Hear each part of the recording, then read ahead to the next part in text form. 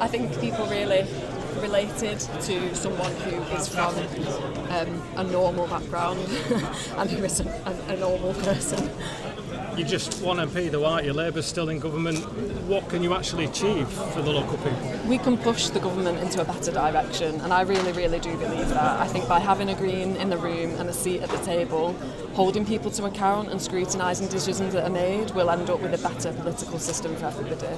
You've said you've run a really positive campaign up there. Reform have just claimed it was about woke priorities and progressives and Islamists. I was really clear about what I wanted to do for people here, and that was to reduce people's bills.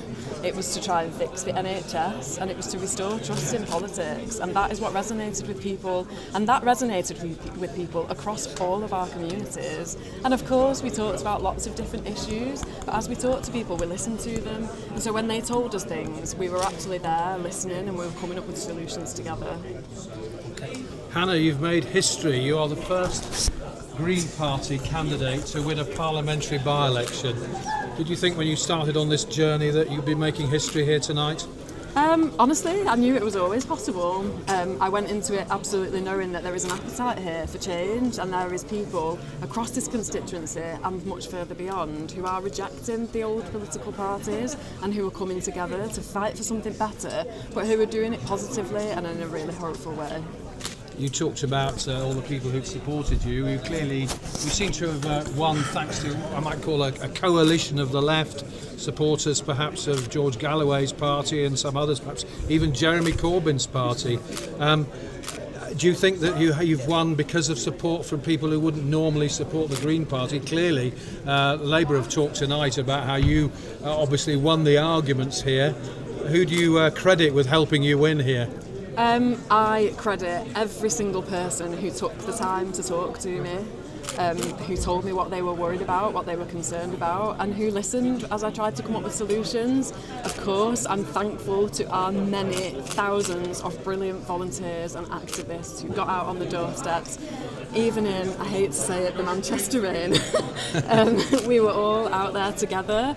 And to every community, of course, that voted for us, every single one of those votes is a person who decided that tonight they wanted a Green MP. Hannah, what lessons do you think? Can I just ask one more question? Just a lot of your supporters from the Asian community say they voted for you because of Gaza and Palestine, and yet you seem to be talking more about the everyday issues like cost of living and so on. How important to you was Gaza and Palestine?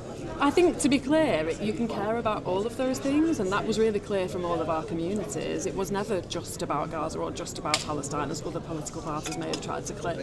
It was about going out and listening to people, and I'm really clear and really proud about my record of standing up for people in Palestine, but that's just the same record of standing up for people here in Greater Manchester, because whether it's on our doorsteps or across the world, if somebody is being oppressed or is suffering an injustice, I will always speak up for that. What's your priority going to be when you get to Parliament?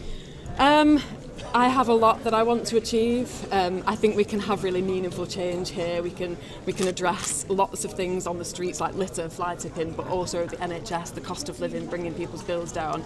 But I really want to earn people's trust in politics and politicians, and I really, really want to encourage more people from backgrounds like mine to get into a system that I know has always shut us out, because it's going to be people like me that line those benches and finally get a say in how decisions are made. What lessons do you think Labour need to learn about fighting for Green?